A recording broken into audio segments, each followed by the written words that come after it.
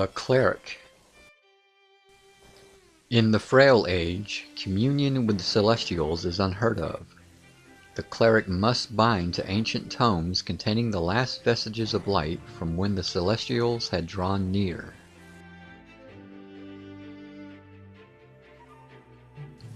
It is the Frail Age of Terminus. After the horrors of the Deicide War, interaction with the Celestials has become virtually unknown.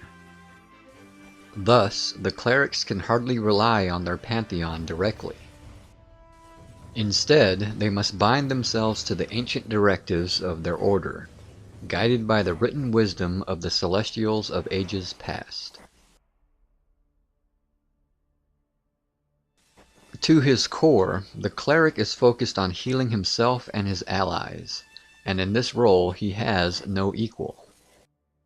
But the cleric can also dramatically enhance the defenses of his allies through the use of powerful signets, potent writs, and ethereal armors.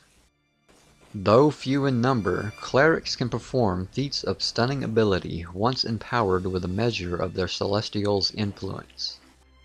Indeed, for this very reason, certain elder clerics are mistakenly revered as true celestials. Because of the cleric's searing devotion to the celestial path, they have evolved the means to turn undeath and other malignant beings.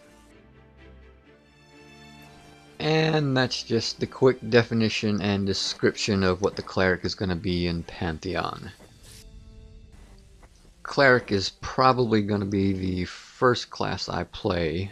I'm thinking about rolling an elf cleric. So I'm going to be majorly interested and invested in any information that comes out about the class and any updates that they decide to put out. So without any further ado, let's delve a little deeper into what the Pantheon Cleric is going to be about. First up is their role, which is undoubtedly healer and support. And in this role, they should not have an equal. There shouldn't be any other class that can heal better than a cleric as far as raw healing power. If your group doesn't have a cleric in it, you should be able to notice the difference in the healing. The other heal classes should be able to keep you alive, just not as well or as quickly as the cleric can. That's their primary role, and if the other classes get too strong in it, there pretty much is no point in a cleric other than resurrection and buffs. Moving along, we come to what kind of armor they're going to be wearing, which in this case is going to be heavy plate armor or plate woven raiment. This is pretty standard through most MMOs, though there have been some games where instead of being called a cleric, they're classified as a priest, and they don't wear heavy armor, but they're reduced down to robes and other weaker type of equipment. And when you have a cleric, a true MMO type Trinity class cleric, you need the heavy armor because he's going to get a lot of aggro just from healing alone. And sometimes it might take a little bit for the tank to grab aggro back off of you, and you need something to be able to help you keep alive while you're healing and getting hit at the same time. Which brings up one topic, or a tip if you'd rather. If you're a cleric and you pull aggro and the mob's hitting you, don't run away. If you run anywhere, run towards the tank. If not, stay put and let the tank come get the mob off you.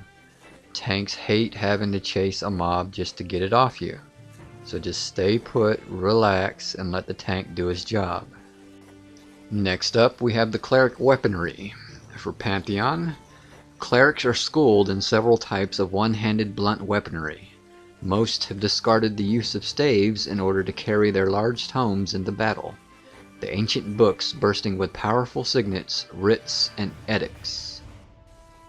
Pretty much the only thing I have to say in this area is that a cleric's weapon is less of a weapon and more of something to give you extra stats. A cleric is not a DPS class.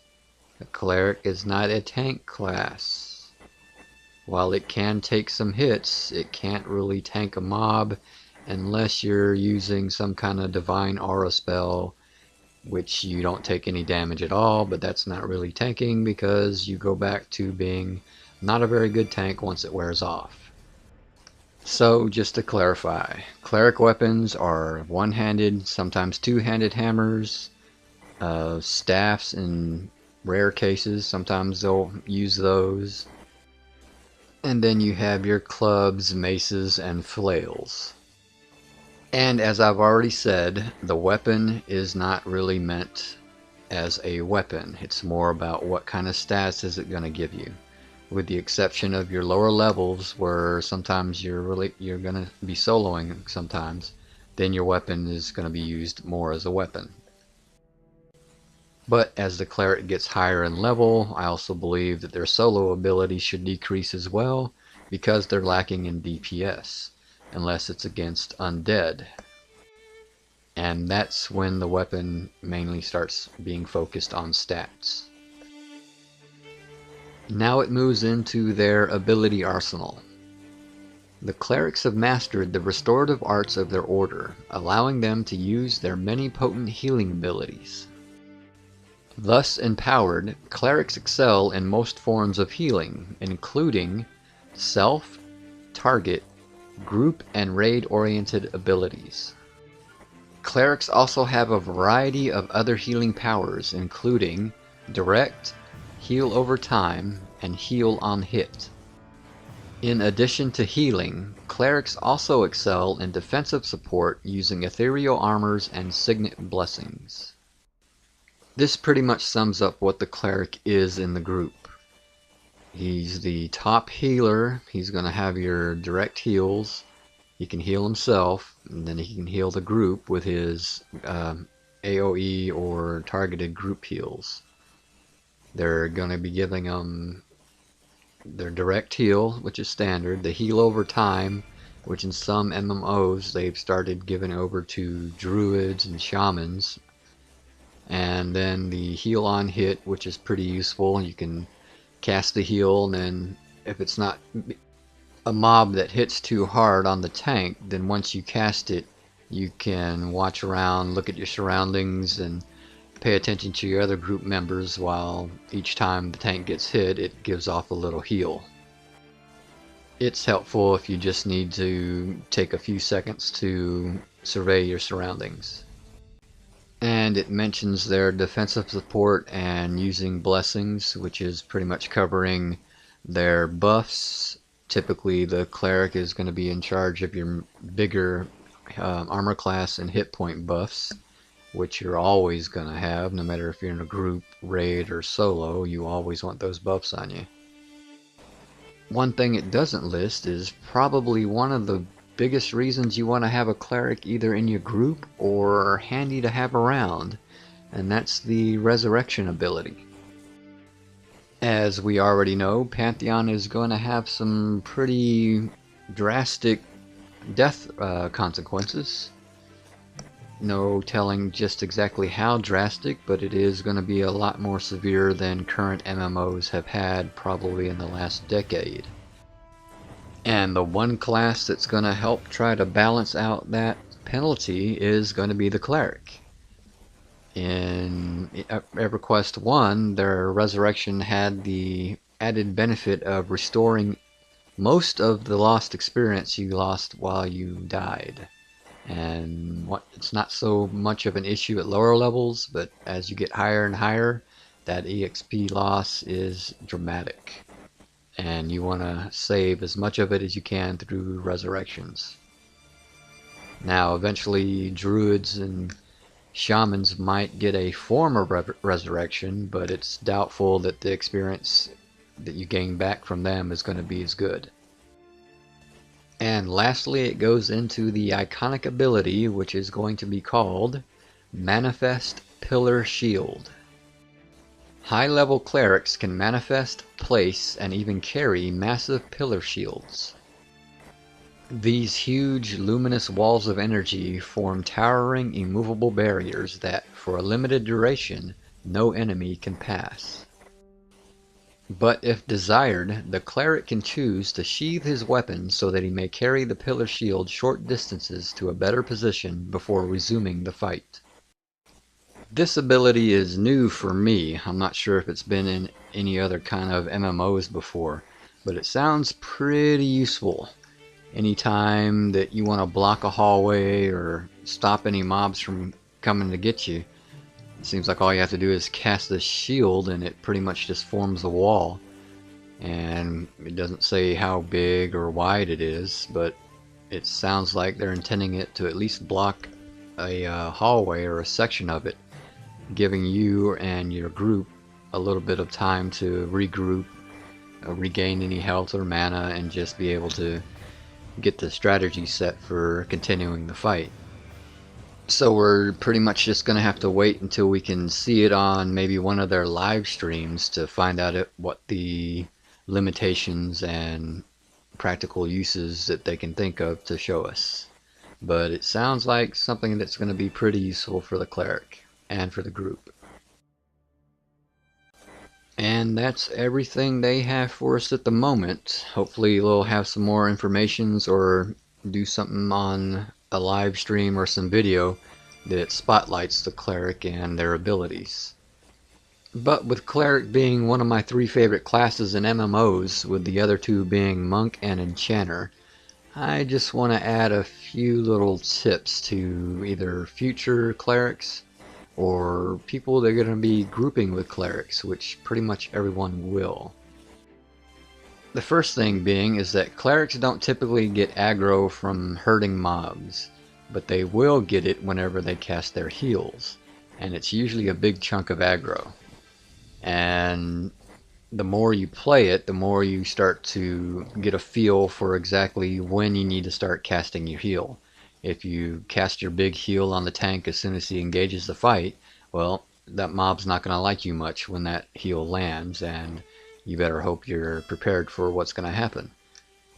Over time, you'll just start phasing in when you start your heals, depending on how hard the mob can hit, how long the fight might be, and other situations that might arise. It just takes a little time and patience, but eventually you will get the hang of it.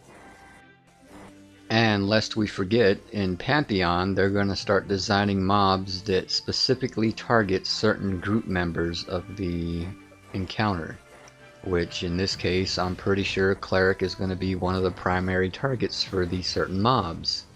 So you have to consider that as well before and during the fight. My next tip is just pretty much a general guideline for clerics. Just because you can heal a group when it's nice and slow doesn't necessarily mean that you're a good cleric. What you need to start getting involved in are these hectic mass pulls, fights that are on the border of out of control, trying to save your group from a wipe. The more you can get into those situations, the better you're going to learn your class. It's just not a point and click and heal. You need to think about your other group members, conserving your mana. At what point do you need to use your group heals, your heal over time, your heal on hits? You have to take everything into consideration and be able to improvise on the fly, because when all hell breaks loose, that's when the true good clerics show up. And my last point isn't so much for the clerics, but for the other group members that are in a group with a cleric. And that is, especially the pullers and the tanks. Keep an eye on your healer's mana bar. Even though the healer should be doing it as well, it's always helpful if you know if your cleric is at full mana and that you can start pulling. Or if you decide to pull without looking, but the cleric happens to be very low on mana and you're going to wind up wiping because of it. It's just something to help you and the rest of your group stay alive. Just keep an eye on everyone's stats. It only takes a glance, and then you know if you're good to go or if you should wait.